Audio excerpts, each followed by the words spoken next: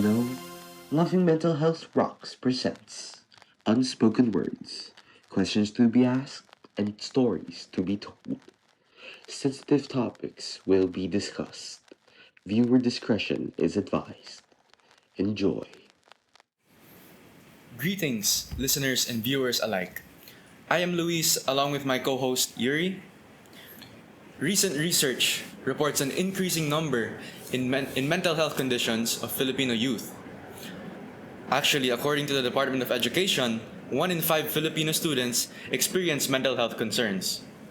Yet, the stigma remains. The struggling are looked down upon, perhaps even belittled by many around them. And more than that, we can actually see how poorly discussed the topic of mental health is in the country. And that's why we're here today to host this podcast. Through this podcast, we plan to combat the lack of understanding and the stigma towards mental health by raising awareness through this podcast. But what exactly are we going to talk about, Luis? Well, Yuri, we've gathered some questions about mental health from students, from DLSU students, and we've also made some of our own. And today, we'll be asking these questions to Miss Myka, a mental health professional, in hopes to learn and discuss about mental health. So good morning, Yuri. Good morning, listeners and viewers. And good morning po, Miss Myka. So I guess the first question would be, what is it actually that you do po as a mental health professional? And if it's alright po, a short introduction for the podcast po. Thank you, Gabriel and Yuri, and all your group members, for inviting me to your podcast. I'm very happy that you're having this topic on mental health, and I guess this is also an advocacy of mine because it's also my profession. I'm a university counselor. I work for the academy. I handle the strands of ADT and STEM sections I to O. And basically, I offer counseling, academic counseling, career counseling, but most importantly, mental health counseling, for mostly for senior high school students. Okay. Thank you, Miss Myka, for the wonderful introduction. That was good. So, yeah. Let's get on with the prompts and questions. So, we'll be asking. We did a survey around last week asking for questions and messages from the student body. And here is the first one. So this is from an anonymous student from STEM 8. She said that, I always feel insecure about being successful in the future. I'm the type of person who sets high goals that are hard to achieve. So I constantly push myself to reach them. I often feel anxious whenever I think I might not be able to achieve these goals, such as getting into a college that I really like. And her question is, why do I always feel anxious about my future? Okay, so we're really starting off strong, on our first question. I think because we'd like to also take a look at human nature first, because as humans, I think we're naturally wired, really to look for threats, and anything uncertain or anything that we cannot really predict is considered a threat. So we haven't really evolved from our hunter-gatherer caveman days where we're looking at our environment for threats. And when we talk about the future, it's really uncertain. It's really something that we cannot predict. And I'd also like to talk about anxiety. The nature of anxiety, it's two things. Number one, you mentioned the person is scared about the future even though I think she's an achiever, So, number one is because anxiety, you have a belief that, number one, the situation that you're about to face is either uncontrollable, overwhelming, or threatening. That's the first aspect of anxiety. And number two, you believe that you do not have the capability to cope with it. So it's a double whammy. The situation is threatening, and number two, you don't believe that you can deal with it. Now, anxiety, actually, a healthy dose of anxiety is okay. Diba? There's what we call normal anxiety, which is, when you're facing a test or when you're preparing for a podcast like this, no, you might have nerves, you get anxious, no, as we're doing this. And that's normal because you're facing a challenge, no, and it helps you prepare. But what happens is when anxiety gets overblown, and you start to not get grounded in reality anymore. Okay, so you kind of overblow the situation out of proportion, or you underestimate your own ability to deal with it. No, so what's important is that person, whoever asked that, grounds herself in reality. No, do the things that she can do with the things that she can control, and those that she cannot. No, um she prays about it, she leaves it up to God, and she asks for help, no, from other people. Okay. So, Miss, you would say that being anxious is somewhat normal po, Yes. and that It's a survival, yeah. And that. and that there's actually a good effect of anxiety po. Yeah. I mean- if we don't let it, go to the extremes na we're not functional anymore. No, kasi anxiety kasi is a sign for us that I'm not feeling so good about this. Maybe I have to prepare or do something. Right? No, so if we're not really anxious, parang we're just letting things come to us without any preparation. No, but you have to take care that it's not overblown or not rooted in reality anymore. Okay? Yes, Miss. Kwento lang from me. Okay. So, relating to what Miss said, I don't think I don't think I have anxiety, but of course I get really anxious when work piles up, when academic work piles up, and I think although sometimes I agree with Miss na anxiety does help me prepare, it like rushes my brain to do things. Sometimes when, as you said po, sometimes when I get overwhelmed, when I overestimate, I guess, overthink about these things, it demotivates me. So Yeah. I really do agree with what you said po na too much anxiety can be good to help you prepare, stress can be good to help you prepare, but too much, of course, that hurts. Oo, parang relate kayo, no?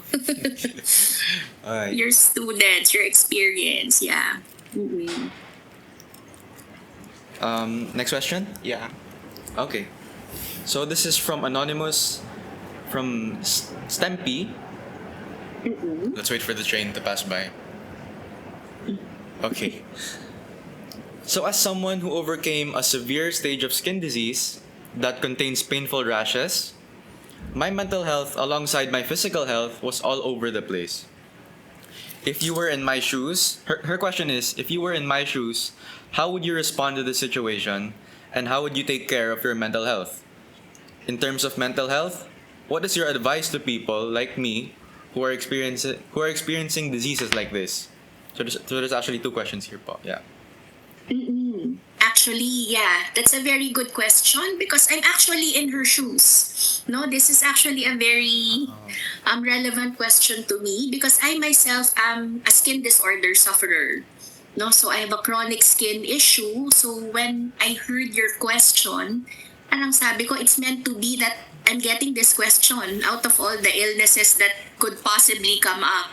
No, and number one is why is it affecting really physical and mental health? Because, the skin is the most visible organ of the body. Diba? That's the first thing you see. When you see a person, you see the skin. So, for me, parang when I was diagnosed, in 2006, I was diagnosed. Baka you weren't even born yet. No? I wasn't. In 2006. No? Sabi ko, bakit ba of all the organs in my body, it had to be my skin? No, kasi pwede namang nasa loob. It could be, something that I could hide with my clothes. But sometimes kasi it gets on your hands, on your face, no? So it's very affecting to the esteem, especially if you're a teenager. No, and you're gusto mong pumorma, gusto mo mag-makeup and all. So it really affects your esteem. No, and I don't know if the sender of the question is a boy or a girl, no, but it's different also if you're a girl and you're a boy. So my advice for that person would be number one is to develop a good relationship with your doctor, no, your dermatologist or whatever other doctors you need to consult, because it's important to take care of your physical health because it really affects also your mental health. Number two, take care that you manage your stress levels, because sometimes our physical illnesses are really triggered by stress. So napapansin nyo, nag-flare up yan pag panahon ng finals, panahon ng mga presentations. No, so make sure that that person really does her stress management techniques. Okay, and then number three is do not be afraid to talk to a professional. No, if you know that person, you can refer her or him to me. No, kasi I can offer counseling, no, for that. No, specific for dealing with illnesses and pain. Okay. I mean, you know, I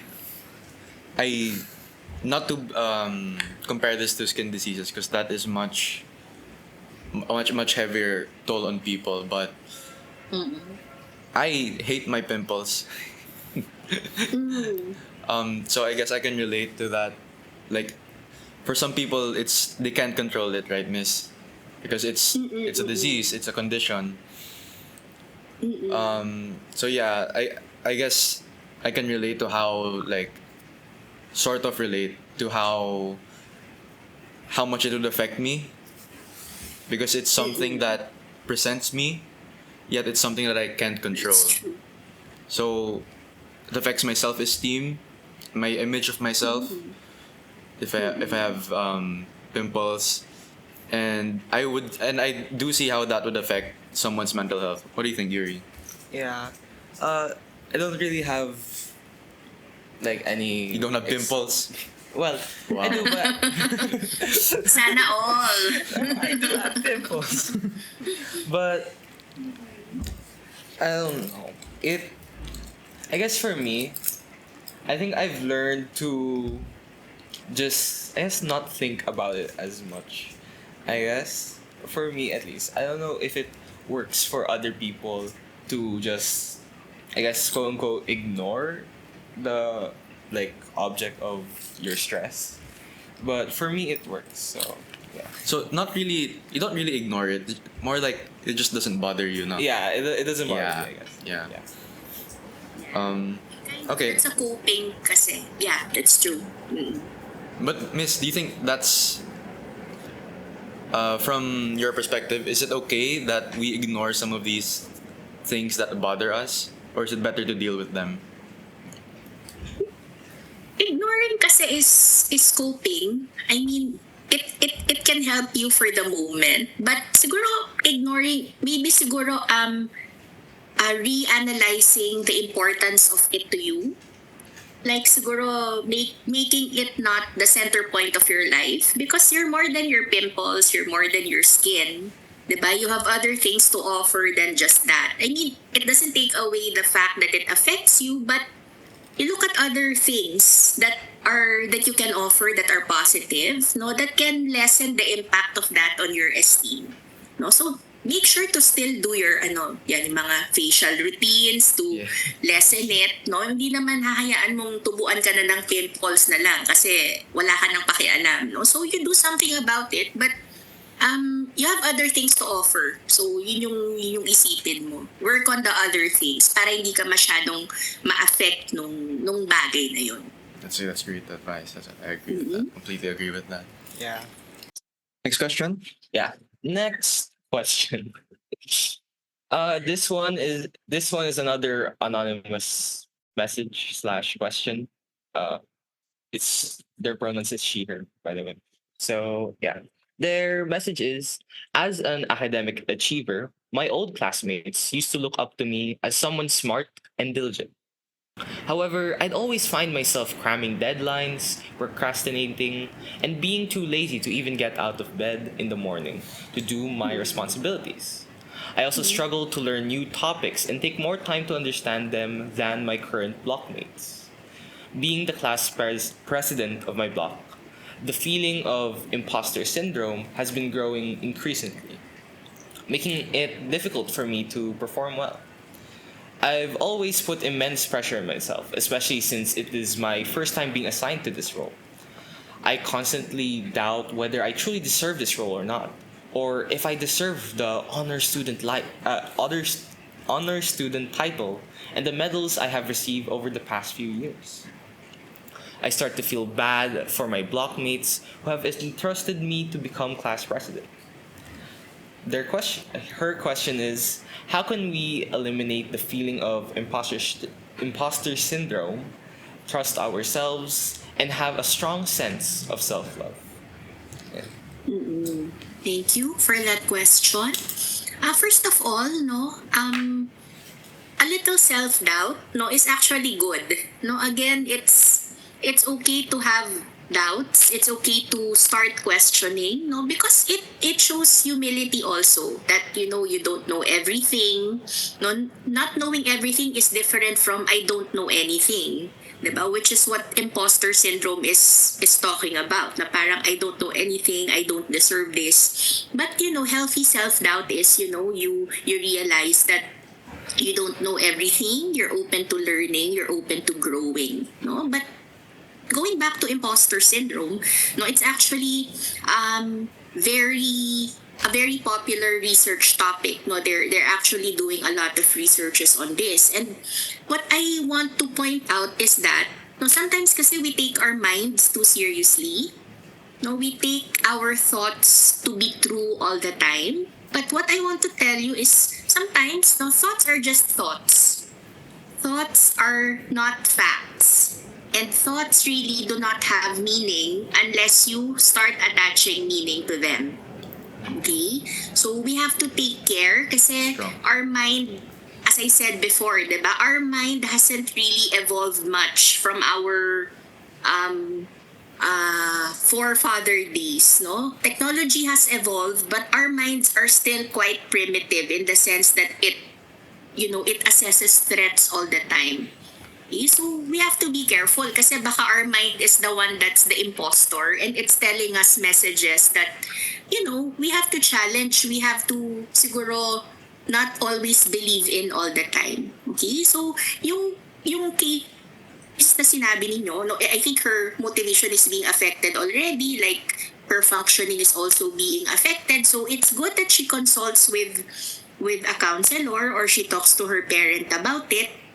No, but one thing also you can do, so I'll give you tips no how you can fight imposter syndrome. Number one is to open up to people because sometimes we feel that we're the only ones experiencing something, not that we're the only ones having doubts. But if you talk to your classmates, no, you realize that ay sila rin pala, they also doubt themselves. No, I'm not the only one feeling this way. And you can also look at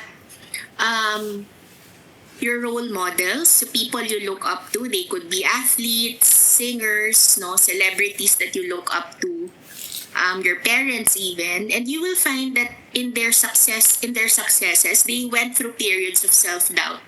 No, so it's normal to actually go through these. Number two, be open to accepting compliments from people or positive feedback. Di ba pag tayo sinasabihan tayo ng compliment, parang we reply, uy, chamba lang yan, wala yan, nagkataon lang, swinerte lang. Di ba? But, sometimes we have to accept that we did a good job, we pat ourselves on the back, and, we realize that people really appreciate us and see something worthy in us. Okay? Number three, siguro make an accomplishment jar or an accomplishment list. We're very familiar with gratitude jar, no? But an accomplishment jar, those are little things that you consider a win in a day. No, it doesn't have to be big things. No, you can start with small wins like getting up with just the first ring of my alarm clock today or not being late for school. So those are little wins that you can celebrate. Okay, and then number 4, learn to also go out of your comfort zone. Not siguro take reasonable risks, because if you always stay in your comfort zone, you won't build your self-esteem muscles. No, you have to stretch a little bit and challenge yourself, because you get to learn a lot about yourself when you challenge yourself. Okay? And then another one, no, another siguro tip is yeah, embracing positive self-talk also. No, so this one, the counselor can help him or her with this. That if she or he has a problem with talking positively to the self. This, are you gonna say something? Oh yeah. I think I can relate a bit to their situation. At least to some extent, I used to relate, because before, during like junior high school or even during elementary, I used to like absolutely hate compliments. Like I always felt like I didn't deserve compliments for some reason. I think I was just, yeah, it's just like what you said. Parang sa tingin ko parang chinamba ko lang, I just got lucky and stuff. Pero nung around like grade 9 and grade 10, which is like after the pandemic, we were going back to face-to-face modality. I think just by being with my classmates again, being with my friends again, interacting with more people, I think I was able to build my self-esteem and like confidence build my confidence, which in turn just got rid of the feeling that I am unworthy of, I guess, praise. So yeah. The I'm happy for you, Yuri, that you're able to find that. the imposter syndrome, is that what it's called? It hit me really hard when I got into LaSalle, actually. So I'm not I'm not like egotistical. Yeah, egotist. I'm not egotistical, but once I started seeing how much smarter my classmates are compared to me. Again, I don't want to compare myself to my classmates, and I'm not egotistical, but I guess it just told me about how, or it made me feel like I was kind of sort of delayed in terms of academics, and in terms of my class, I'm on the lower end. And is that right, Miss? Is that what imposter syndrome is? May you define that, because I'm not sure. It could be, but kasi imposter syndrome, it usually manifests itself, no?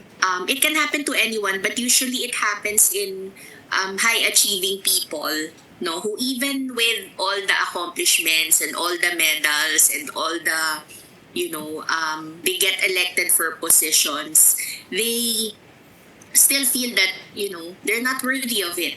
Yeah. Okay? What you're going through, Gabriel, no? You're not the only one, no? I have clients who are going through what you're going through. It's an adjustment period, no? You're only grade 11, right? Grade 11? Opo. Oo, grade 11, you're in grade 11, you're in the first term of first year of senior high school. No? So, yeah, you're in the adjustment period. But yeah, I'm glad you're acknowledging, these feelings. You're very honest about it, very brave to also admit it. No? Oo. Pero yun, no, the fact that andito kayo, nakapasa kayo sa LaSalle, no? So, just always go back to that. Thank you for that, Miss. Because it's really, I think, the biggest effect. It has the biggest effect on my mental health. That imposter syndrome. Because Yeah. I think I'm doing good, but I also think I'm not doing enough.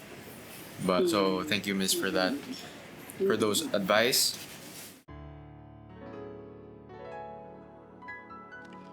This has been part 1 of the podcast. Come and watch part 2 and part 3 and leave us a response through our evaluation form or by leaving a comment. Thank you.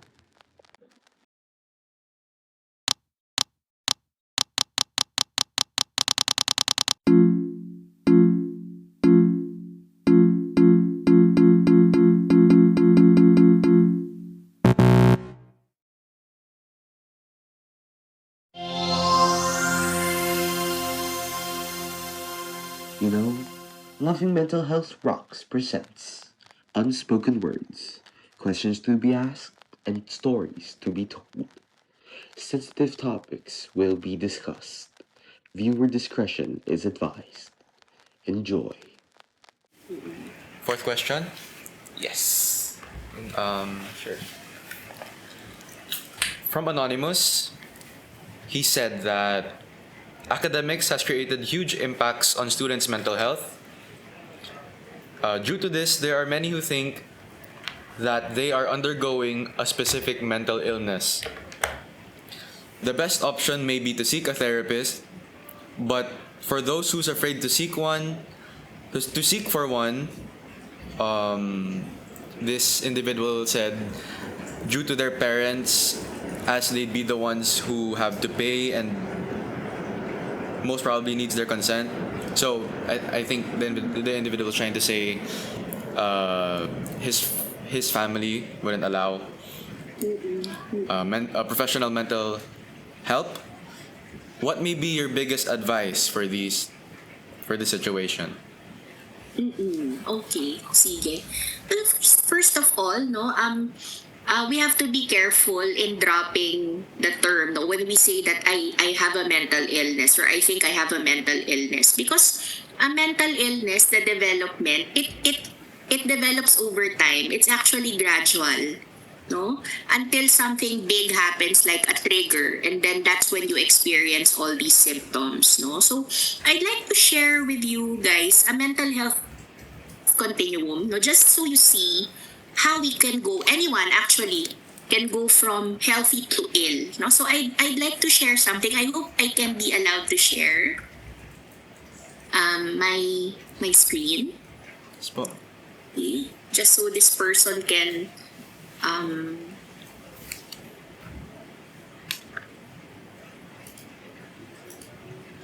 may I be allowed?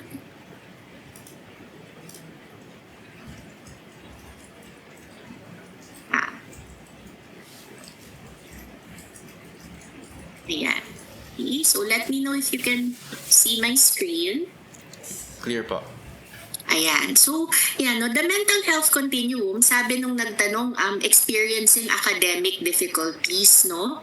So, all of us, no, Gabriel, Yuri, Katrina, ako, no, your parents, all of us are kind of somewhere in this spectrum, no, this continuum. We can be healthy. Some of us are in the healthy green zone, which is the safe zone. Then some of us could be moving towards the yellow, the reacting stage, the injured stage. And then, yan, yung ayaw natin sanang mapuntahan natin is the ill. Kasi dyan na lumalabas yung mga disorders, no? Yung mga anxiety, depression. Yan. So, for the person who's asking, no, what is the best advice, no, to give, no, to the person? First of all, hindi laging therapist muna ang solusyon, no, kasi sometimes you don't need a therapist. Minsan you can still do something to help yourself in the situation, no, or in your problem, no. So let's say andito ka pa sa healthy tsaka reacting, no, medyo nalilate ka sa klase, medyo may mga backlogs ka, pero feeling mo hindi ka pa naman injured, no, or ill, then you can do self-care and social support, no. You monitor your screen time, you talk to your parents, you carve out time to hang out with your friends, no? Or you can actually go and see the counselor already. Parang preventive, no? Pero kapag kunwari napapansin mo na nandito ka na sa injured, hindi ka na nakakatulog, malungkutin ka, no? Tapos irritable ka na, inaaway mo na yung mga nasa paligid mo, then you probably are in the injured, no? So andito ka na. So maybe that's when you can start going na talaga to the counselor or to a psychiatrist or a psychologist to get professional help. Okay? Tapos, sige, I'll stop share muna. Sinabi nung nagtanong yung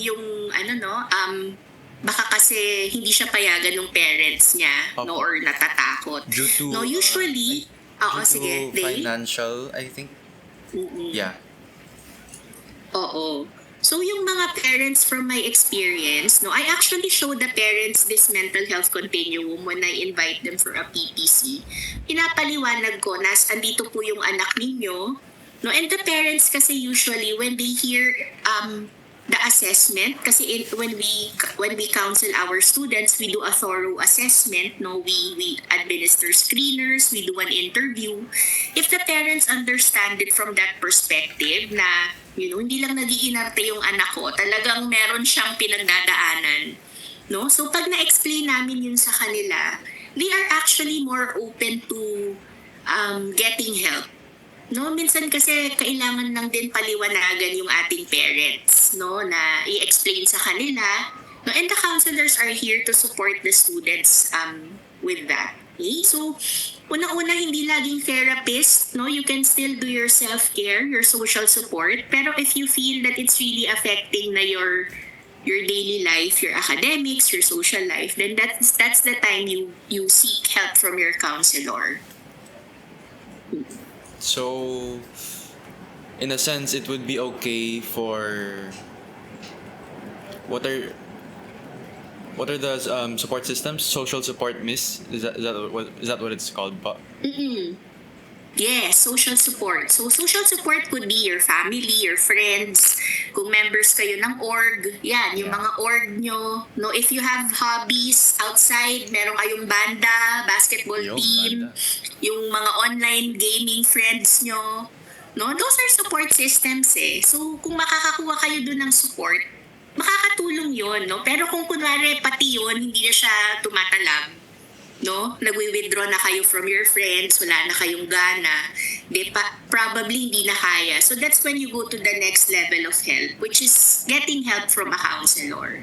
Okay? So huwag niyong isipin na meron kayong coping skills, no? So paganahin natin yung coping skills. Pag hindi talaga kaya, no, or bago pa dumating sa point na hindi niyo na kaya, you seek help na from the professionals. Okay. Also, Miss, you mentioned po that you've hosted PTCs with parents. Yeah. If it's okay with you to disclose this, are the parents nowadays more open than what we thought of them to be? Majority of parents are more open. Majority. Lalo na siguro yung mga parents nyo. Kasi mga bata rin siguro pa yung parents nyo, no? Medyo bata-bata pa. Siguro yung mga parents ko, yung age ng parents ko, yung mga baby boomers na mga 50s. No? Medyo, not because they don't believe, pero kasi they grew up in a different time. Different culture. No, I think you might have other questions that we could discuss this, no? But they grew up in a different time kasi, and their perspective on mental health is different from ours, no? So they come from that context, no? So yan, yun yung experience ko. Pag napaliwanagan yung parents, usually they're able to understand it naman. Well, I'm glad. I'm actually really glad to hear that they're more open, because I know parents of my friends that that still have the stigma towards mental health, na it's not a big deal. Yeah. So I'm glad na they're more open. What do you think, Yuri? Yeah. I don't know. Because for me personally, I've always thought na... Then, medyo nasa old side, I guess, yung parents ko. Not that old. Parang I guess, mid-40s. Bata pa yun. For you, it's old na kasi. Okay lang. I guess I sometimes feel nervous when I want Yeah. to talk about like my problems, or if I'm feeling, whenever I'm feeling down. I guess sometimes I get scared because uh, I just have this preconceived notion that since they're from a different generation, they might not understand, or they might just gloss over it or something. So I guess it's a bit reassuring to know that in actuality, parents are more likely to be accepting their children when their children are actually going through something. So yeah. Yeah, tsaka we also hold talks for parents on how to talk to you guys. that's No, kasi great. it's two-way. No, hindi lang kayo yung mag-a-adjust. Sila rin dapat nag-a-adjust din sila to your needs. No, tsaka, yan, for example, you find it hard to talk to your parents, don't encourage the parents na you talk to your children not only when they have problems. No, kasi kaya doon nagsa-start yung madali kayong makapag-communicate kasi you make it a habit to communicate daily sa bahay kahit wala kayong problema. 'Di ba? Kasi mahirap kaya kayo nahihirapan din mag-communicate kasi nga it's not a habit. So pag you also develop that habit of talking to your parents about random stuff, no? When the big problems come, it's actually easy. Well, not easy, but easier. No? Yun, that's what we tell the parents also. No? Hindi lang nasa inyo lagi yung weight, yung burden. No, it's two-way. Always two-way. That really put a smile on my face because I am very blessed to have very loving parents. And we talk about random things, as you said, Miss. And I guess that's why it's easy for me to open up to them. And in a sense, they're my best friend they're my best friends when it comes to my personal issues. So I'm very blessed, and they're very open-minded. Oh, can I mention the fifth question? Because it's mine. Yeah, go. You can. So I asked this, and it's sort of relating to the previous question, Miss. So it is known that seeking professional help when facing mental health issues is one of the best ways to improve mental health. This is when you have a mental illness, as you said, po. What is perhaps the biggest difference between seeking advice from a professional compared to, for example, a loved one? So how much of a difference, how much of an improvement is professional's treatment compared to a loved one? Okay. Kasi first of all, no, this is your question, Yuri, no? Ay, Gabriel? Papa, mine po. Your question, no? Yeah, kasi the fact that you mentioned, no, that you have this very open communication with your parents, no? But we cannot take away the fact that you're their son, no? And they're biased really for you. No, talagang That's true. because you grew up with them, no, they know you inside and out from your birth. No, so that's the main difference. Sometimes kasi we cannot take our blinders off when it comes to our family. No, because you also know your dad, you know your mom, no. What the advantage of consulting with professionals like us is, number one, really the biggest difference is we are professionally trained, no, to handle, number one, mental health conditions, and number two, how to establish a therapeutic relationship with you guys. No, so not just the content of, let's say, anxiety or depression, but really how to structure a relationship in such a way that you feel safe to open up. No, what to say to you so that you are reassured also, and we are able to guide you, no, in terms of how we pose our questions, no. So yun, we're trained in that, which probably people who are not trained in counseling or psychology do not have. So yun yung advantage, no. wala kami masyadong bias, and we also approach things from an objective perspective, na people from your family kasi, they're insiders, they're very much involved in your life. So, even if they say they're not biased, talagang magkakaroon ng bias. So, it's good to have an outsider's perspective, no? The improvement, it's just an added perspective to what your parents are observing in you. But so not really improvement, miss, but more different take. Yes. Would you say that there is an advantage for consulting a loved one compared to professional help? And obviously the answer is yes. I think there is sort of an advantage. But what would the biggest advantage be? Well, unang-una, very convenient. 'Di ba? Tapos di kayo kailangan magpa-schedule sa mami mo. 'Di ba kami, office hours lang namin kayo nakikita. Pag 5 o'clock, cut off na. Tomorrow ka na. Kunwari sa mami mo, kakato ka lang. Minsan nga, kahit madaling araw, di ba? If you want something. Tapos, wala pang bayad. Di ba? Pag minsan pupunta ka sa professional, mahal pa. Psychologist, psychiatrist, mahal din yun. No? So, maganda siya, yung hindi mo rin masasubstitute yung usap with a loved one. Pero yun nga, pag dumadating yung point kasi na, lalo na if meron ng mga anxiety or depression, that's maybe beyond the skill set of your parents. There's a specialized skill set na kasi to help you with that. So doon napapasok yung professional. They will not take the place of your parents, but they will help your parents help you. No? So, ganun yung relationship natin. Okay? What do you think, Yuri? Yeah, I don't really have anything to say because I mostly agree with what Miss Yeah, said. me too. Especially when she said how trained and how professionally trained the professionals are.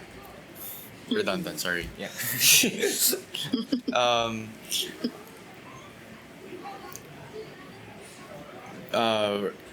For example, right now, Miss, I don't know if this is an effect of your training, but I feel really comfortable talking here right now with you, Miss. What do you? Same with you, Yeah. you know? Very. Miss feels like a friend. Happy. Parang group session lang pala to. Opo. Oh, I'm happy you're comfortable. I was actually a bit nervous before the recording, but then when you started talking and we started conversing about different topics, I just feel like a weight has been lifted, I guess, in a way. Wow. I don't feel my heart okay. pounding anymore. Yeah. Wala nang anxiety, no? Oo, sige. I'm glad. Next. Yeah. So for our next question, Uma, this is from Jom from STEM-O. So he is saying, from what I have heard, if one requests mental health assistance from a professional, one would get a record, which could hinder one's ability to get good and reputable jobs, such as a doctor. If this is the case, wouldn't people, especially those with high dreams and aspirations, be inclined to just stay quiet? It's a good question. Yeah. Okay, yan. We actually get that concern a lot, no? Actually, hindi lang yan sa doctor. Minsan nag-worry. Parang, Miss, pag nag-college ba ako, kasama yan sa records ko kapag pumunta ako sa guidance. No, actually, no, it's not included in your records, no? Because we're actually bound by the ethics of our profession, no, to maintain confidentiality. And what does it mean, no? You as the client, you have the right to choose who to disclose the information to, how and what exactly you want to disclose. Okay, and if we break that, no, we can actually lose our license. No, except lang for cases na, let's say yan, may threat of suicide or self-harm, no, yun talaga we have to break confidentiality and inform your parents. So, pero in terms of records, lalo na kapag alam namin na it can be used against you, Hindi namin pwedeng gawin yon. And there are also anti-discrimination laws, no?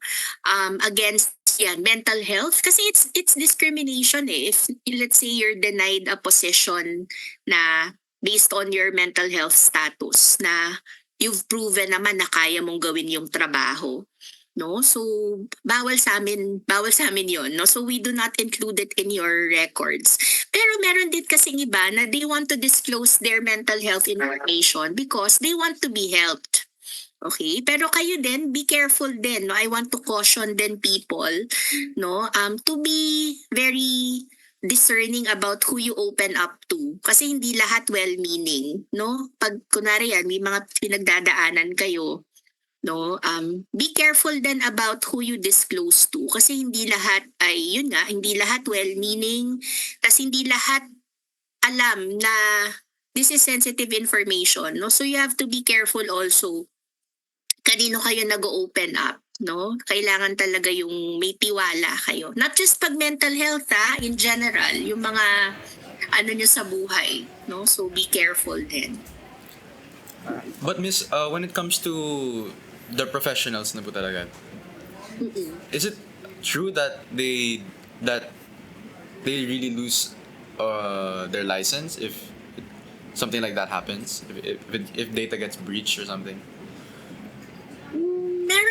Merong cases din na lalo na kapag na involve may legal aspect, no, if the client, kasi pwede kaming i-demanda, no? Kunwari may divulge kami na information.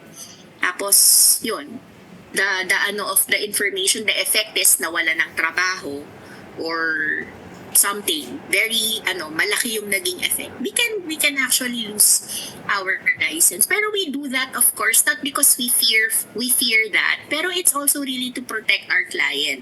No, kasi this is very sensitive information. We do not just, loosely communicate it to anyone. Every step of the way we get consent. Lagi. When we release information, we get consent all the time from the client. Okay? So I guess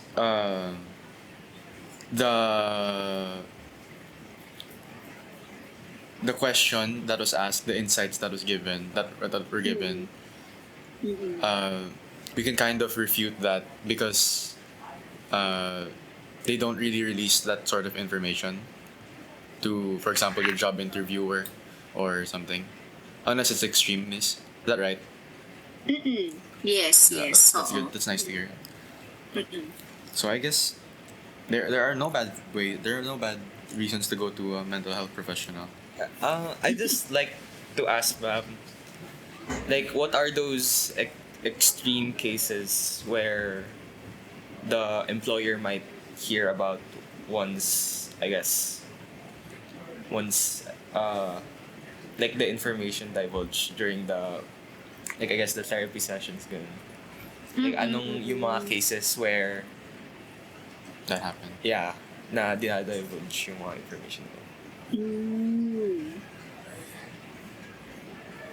Ako kasi I haven't encountered cases like that, no? Pero I suppose kapag kunwari medyo violent yung nature ng iyong mental health condition, and in any case, kasi pag ganun, baka hindi ka rin bigyan ng medical clearance to apply. No, di ba kasi pag nag-a-apply ka, you have your medical clearance, no? Baka hindi ka rin pumasa kasi doon. No? So yun, yung mga violent tendencies na baka pag na-trigger lang, nasabihan lang ng boss, biglang magwawala, no, mananakit. So yun, yung mga ganon. Kasi it's a possible threat to other safety. Yun yung mga cases na pwedeng, I believe, no, may duty rin actually may duty rin yung pasyente, yung kliyente to inform, no, their workplace. Yun, yung mga ganong cases. Thank you, ma'am, for answering the question.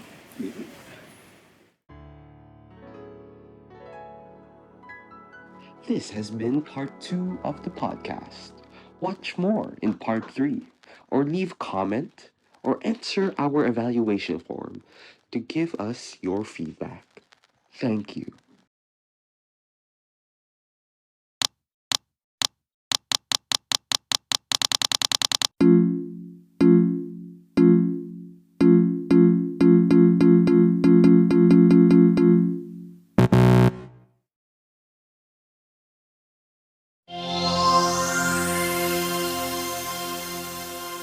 You know, Loving Mental Health Rocks presents Unspoken Words, questions to be asked and stories to be told. Sensitive topics will be discussed. Viewer discretion is advised. Enjoy. Oh, number 8. From Anonymous again. She asked, what are your thoughts regarding people in social media that are self-diagnosing themselves, associating particular, quirky, or unusual traits of themselves as a symptom of mental health disorders? For example, ADHD or OCD. So basically po, people who self-diagnose, stuff like that. Okay. Ayan. So siguro I'll reference again my answer no to the very first question is that we are hardwired to want to know things. No, we don't want to be uncertain. No, and kasi with information at our fingertips, no, one type in the laptop or one click on our cell phone, we can actually get information. No, and I actually also do this. No, I cannot say I don't search Google, like especially for physical symptoms, like why do I have this lump on my neck, no, search ko na yan, tas dami-daming lalabas, no, explanations, no, ranging from simple pimples to lymphoma or cancer, diba? And tayo, human beings, ang tendency natin laging yung worst, The worst case diba? scenario. Oo, laging yung, ay, may schizophrenia na yata ako or meron na akong baka psychotic na ako. Lagi tayong ganon. We're wired to think of the worst things. Now, the dangers of self-diagnosis is, yun nga, number one, ako kasi personally, it's okay for me to look things up online. Parang, it's unreasonable to expect people not to look things up. Parang naging habit na natin. But the thing is, you shouldn't stop there. No? For example, you look something up, no? And then you see na, ay, may ganito. So that should prompt you, what is the next step? You go to a doctor. No? Hindi ka magsa-stop at the self-diagnosis. No? So you have to have it verified by, it could be a medical doctor, it could be a psychiatrist, a psychologist. No? So that's actually using self-diagnosis, looking things up in a healthy way. You go to the next step. Okay? Tsaka, eto din, ako, what I can siguro share with you guys, di ba kapag nagta-type kayo ng symptoms online, anong unang websites na lumalabas? Usually, WebMD, Yes, diba? WebMD. Healthline, o parang alam na alam ni Gabriel, ang lakas nung yes, di ba? But these sites that pop up first, they're not really the most reliable. They're just the ones that get the most traffic and engagements. Kaya sila yung unang lumalabas.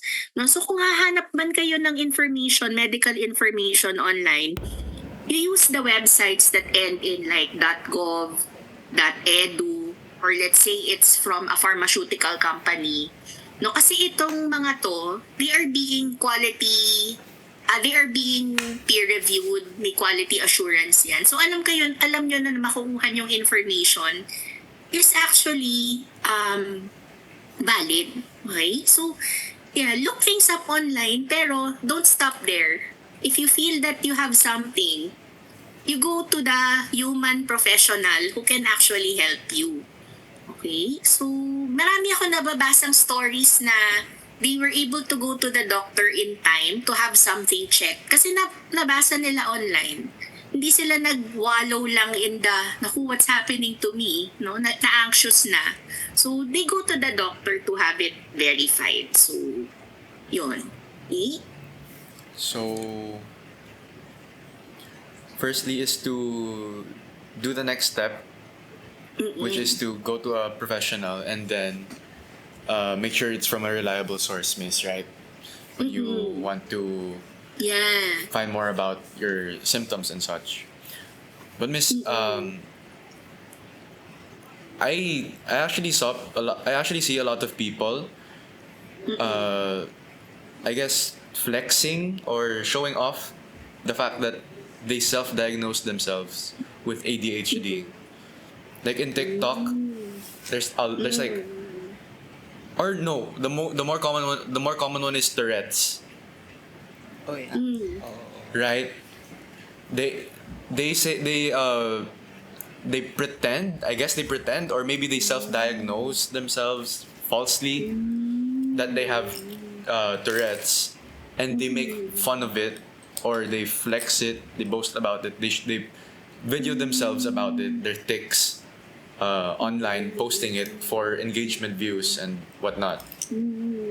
So I guess that's the negative impact of this self-diagnosis, Yeah. because for the people who actually have Tourette's, right?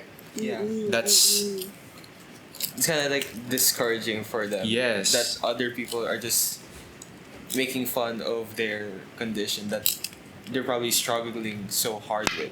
yes. So, Yeah. Oo. You see this on TikTok, no? Opo, TikTok. I see. Oo. Kasi ako I'm on X.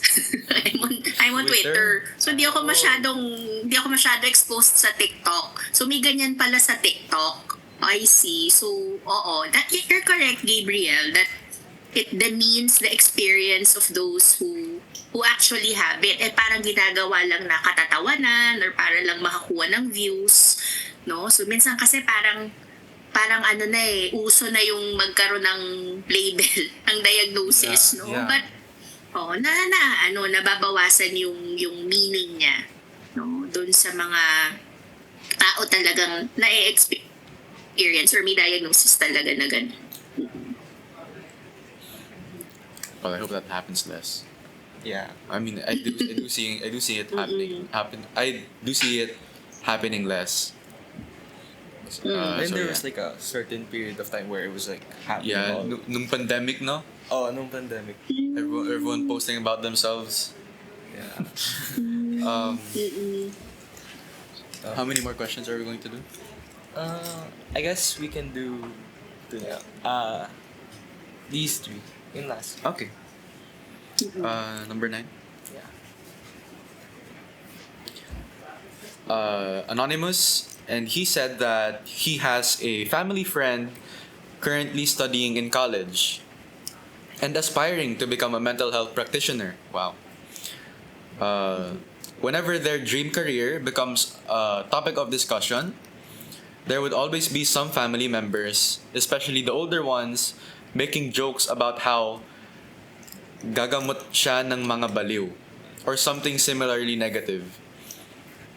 This struck me as something worrying because in actuality, mental health care is very crucial and needed in our society. So his question is, what do you feel when you encounter these comments about your profession, and how do you respond to them? Well, ako I accepted it as a professional hazard, no, that we really tend to get misunderstood, no? And I don't take it personally, no?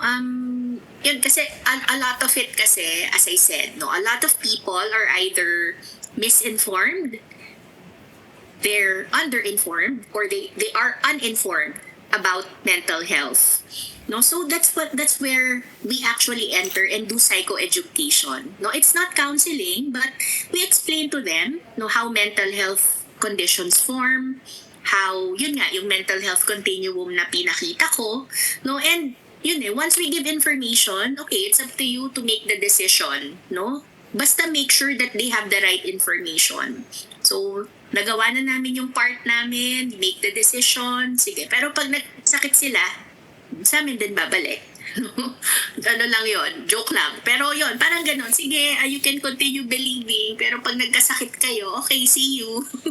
Sa amin din kayo pupunta ulit. Ganon. Pero yon, Coming it's back. just really information.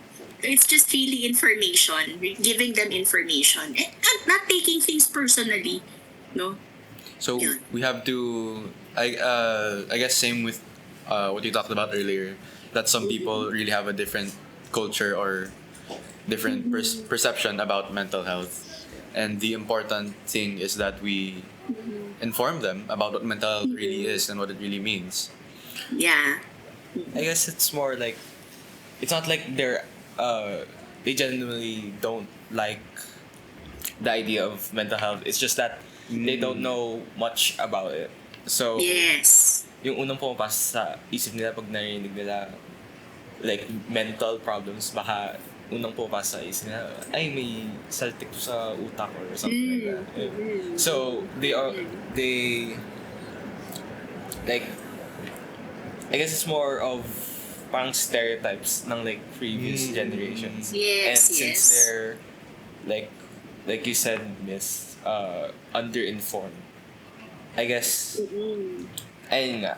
So, since wala silang information, they kind of just assume. Yun. Yeah. Can you read the next one? Yeah. So, our next question po. Second to the Yeah, last. second to the last is from another anonymous person. She said that as someone dedicated to helping others overcome mental health challenges, have any specific moments or cases reaffirmed your choice of this field and left you feeling deeply fulfilled? So this is for you specifically. For me, it's not really, well, I have two clients in mind, no? But it's really not specific clients, but more of in the counseling process, no? When I talk to students and they realize something during the session, like, miss, siguro kaya ako ganito kasi, ganyan. Or baka kaya ako na-experience to kasi. No, and that's very edifying and fulfilling for me because I'd like to believe that, I provided them a safe space. No, I did not judge them. I allowed them to experience these emotions. And I provided a safe space for them to realize it for themselves. So yun naman ang ginagawa namin sa counseling eh. Na we give a safe space for you, no, to express your emotions, no, kahit positive man yan or negative. So nakakatuwa yun kasi nare-realize nung client na yung insights, naiintindihan na niya yung sarili niya, no? And it's because of the environment that I provided also for the client. So yun yung mga sa akin, very important. Okay. Miss, so what feeling do these moments give you, Miss? Is it relief, happiness, fulfillment? What's like the one word or one feeling that can describe your what you feel? I guess fulfillment is the right word. Kasi that's really why I wanted to enter this profession, no, is really to help people rediscover the best version of themselves, no? Wow. And that's what I help them with, no. I journey with them through that rediscovery of the best version of themselves. So There. So I guess, ma'am, this applies to like almost any kind of job that involves helping others, being of service to others, like that feeling of fulfillment. So I guess in a sense that's like similar to what you're saying about, like that's applicable to all sorts of jobs. Yeah. Okay. Last question. Yes. Last question. Julian from Humes D. He asks, similar to the last question, similar to the previous question. Knowing that your profession helps those struggling with mental health, how do you manage your mental health in the midst of helping others? Yeah. So I think it's asking for you personally, ma'am. Okay, so number one is I also get help myself. No, I actually have a mentor who helps me in terms of my work. No, like if for example I encounter a client na mahirap yung case, nagko-consult din ako. May supervisor ako na tumutulong sa akin, no? And from time to time, I also consult a psychologist. No, nagpapa-counsel din ako. Minsan I also go to a psychiatrist pag medyo hirap ako or yun. So pag nagpapaano ako, nagko-consult ako. No, and I think it takes away the stigma also. Kapag kami mismo, we have to walk our talk also. Diba? We always say to you, mag-consult kayo, pero kami, kinakanya namin yung problema namin. So, for us to be effective, we also have to be helped. No, so bukas ako doon. May mentor ako, may psychologist ako, minsan nagpapa-psychiatrist din ako. Okay, what else? I also create mental and emotional boundaries, no? Pagkatapos ng 5 o'clock, no, hindi ko na iniisip yung problema ng clients ko. No? Problema na siya ng parents niya. Hindi ko na siya problema. No, it helps me set boundaries for myself. And then what else? I also do voice memos to myself. 'Di ba we have this app on our phone? No? Minsan kasi pag pagod na ako mag-journal, kapagod magsulat, 'di ba? I do voice memos. Like I just talk. Sometimes I rant. No? And then I listen back to myself. Tas na nakakapag-reflect ako. Or, another thing also is, during a busy day at work, I sometimes step out of the office, I walk along the corridors of LS. Wala akong, no direction. I just walk, or sometimes I just sit on the benches dun sa around the amphitheater. I just look at the green there, the gardens. Yun, I just zone out, blank. No, because sometimes it's too draining, no? Yung minsan yung client, lalo na minsan mga 2 hours kayo nag-uusap, after labas, no? Iwan lahat. And then at the end of the day, yan, titreat ko sarili ko, magmamakdo, ice cream, no? Para lang reward, no? Mga reward na ganyan. So, yun ang aking ginagawa as a counselor. Miss, do other mental health professionals, do they also usually get consultation for themselves and po? Actually, required siya sa amin. Oh, wow. It's part of our ethical responsibility, no? To take care of ourselves. Kasi we have to, we see a lot of clients. So, kailangan kami na monitor din namin yung personal life namin, professional life namin, para hindi namin na ipapasa sa inyo. 'Di ba? Yung problema namin. Kasi it can happen May away kami sa bahay, tapos minute namin kayo, medyo galit kami, annoyed. Siyempre mararamdaman nyo yun, 'di ba? Pag parang aburido yata si Miss ngayon. No? So, kailangan din namin i-deal yun, yung mga problema namin, no? Para hindi namin kayo na-affect. Yun. So, that's actually required kami na meron kaming ganun. That's great. That's great to hear po na you're doing well and that you have... I'm trying. Buhay pa naman. Oo. So far. First term pa lang Oh my gosh, first term pa lang. First term for the first year. First term pa lang, hindi. Lahat tayo naman yan. Mental health continuum, remember, diba? Yes, we go through healthy and ill points in our lives. No? Okay. Oh, okay. Yes. Done with the questions. Yes. How many? 11 questions. Okay. Yeah. For our last part, Miss, we actually have one more final question, but it's after we give our takeaways, po, Miss. Yeah. Sure. So, who goes first? You go first. Okay. So, What's your biggest takeaway from everything today, from Miss Myka's answers? I think the part that struck me the most is the part with the parents. It just, I guess, opened my perspective in terms of whether or not I should talk to my parents about this kind of stuff and what actions I can take so that I'm able to be more comfortable, to be more open with my parents. Like, yung sinabi niyo po na just take the time to talk about random stuff daily para ano, para you can build, I guess, yung connection and yung confidence na kahit yung mga deep problems mo, since you guys talk regularly na, you'll feel more comfortable. So, ayun. And ayun, this was a really nice way to learn about different methods to handle your problems in the different aspects of getting professional health and just mental health in general. And I learned a lot. And yeah, that's all I can say. Thank you. My biggest takeaway. What was yours again? Yours was the parents, right? Yeah. That's great. That's beautiful to hear. I think mine is the imposter syndrome one. Talaga. I'm kind of it relaxes me a little to know that I'm not the only one, or that it's not rare to experience this type of thing.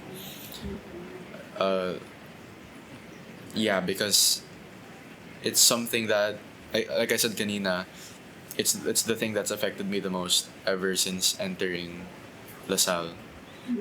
And I thought I was the only one feeling this way. I thought I was the only one who lost my confidence in me. But it's nice to hear, or not nice to hear. Obviously, I hope everyone doesn't have imposter syndrome. But it relaxes me a little. Yeah. Yeah. Okay, I guess the very last question is what have you learned today as a professional about the students' perspective on what mental health is, based on their insights and questions and stories? What is your biggest takeaway? Yeah. Ako, for me, and I'm talking to you too, no, and looking also at the questions, no, you made me see the best of your generation, no, because admittedly, pag naririnig natin yung generation nyo, parang you get a lot of flack, no, yung parang kayo, mga babad sa social media, yung medyo negative yung connotation, but you represent the best of what your generation can offer. And your questions, really made me think and prepare. Kasi sabi ko, hindi lang basta-bastang questions to. I have to also give my best and prepare because I found your questions, you two actually, very insightful, very reflective, no? And, nakakatuwa, no? And, yun, kasi nga, you also have a lot of resources at your disposal, no? You have social media, you have these new technologies. Pag nagamit nyo ng tama, no? And with your insights, no? You really will go far and go places, no? And I'm happy. Actually, ayan, this is another moment in my career where I feel fulfilled. Where I nasasabi ko na I'm in the right profession. No, kasi I enjoy talking to students, no. I love talking to you guys, no, not just in counseling, but yeah, naririnig ko kayo. So I'm glad that I'm journeying with our senior high school students, and yun ang takeaway ko, really. You've shown me the best of what your generation can offer. You two are very good examples. Yun. So thank you for inviting me. I'm really happy to be here also. To add lang po, I really think that it's beautiful that we can see how much you love helping others, miss. I wish one day I'll have that in myself too. I'll have more of that in myself too. It's also wonderful to see how much you love your job, how much it fulfills you, miss. And also, I think another thing that I learned today, me and Yuri both learned, is that professionals are on a different level when it comes to mental health. Like their knowledge, their experience. I thought that I knew a lot because we've studied about it recently in PerDev, and it was always a topic to me. I thought that I knew a lot, but these questions, your answers, Miss, were very eye-opening, and it showed me that uh, professionals, professional help is different. It's really different from the usual, whatever. This is just really nice. Especially, I don't know if this is your first time na mag-usap-usap with a professional. Because this is my first This time. is mine, yeah. Yeah, this is our first time. So, Okay. I see. parang like he said, eye-opening. It's very insightful. And, ayun, it's also, in a way, it's also, it also encourages me na maybe at some point whenever I have a problem that's serious, maybe I can also have more, like, because of this experience, I think I have more confidence in seeking professional help or seeking counseling. I'm So, glad. Mhm. Okay. And I'm your assigned counselor actually. You're 11O, right? Yeah. Yes. So yeah, you're really assigned to me. So feel free to drop by. No, I hope I don't see you lang when you have a problem. No, it's our counseling office is open, no, to you guys. No, so I'm happy that we were able to connect like this. Yeah, that's another thing. Like I mentioned earlier, like I really feel the connection and the closeness here in the well, parang naging group discussion na lang. So, I guess that wraps things up. Thank you very much for today, for your presence today, Miss Myka. Kanina pa tong metal na to? Sorry, Miss. There's a metal. Ano ba yan? What is Yung that? table at anyways. From the bottom of our hearts, thank you so much for joining today, Miss. As a token of our gratitude, we'll give a certificate of appreciation a short while after. And yes, thank you very much, Miss, for today. Yeah. Thank you also. Thank you very much. Yeah. To our viewers and our listeners, we hope that you learned something from this episode. And we truly hope that the mental health situation gets better in the Philippines. We should continue to fight the stigma about mental health, raise mental health awareness, and promote getting professional mental aid in hopes of helping those in need. And for the viewers, if you yourself are struggling mentally, consider opening up, like what Miss Myka said earlier. Or if you can, seek professional help. There are people who want to listen, and there are many who care for you. You are important, and you are loved. That'll be all for today. Thank you to our dear viewers and listeners for tuning in to this episode. Please make sure to like, share, and comment on our podcast if you enjoyed. We would love to hear your thoughts, and you can do so by answering our evaluation form found in the description below. Any response and feedback is encouraged and very much appreciated. Again, thank you so much. We hope to see you and hear from you all soon. And, well, loving mental health rocks. Oh my God. Yes. Thank you so much, Liz. Thank you, ma'am.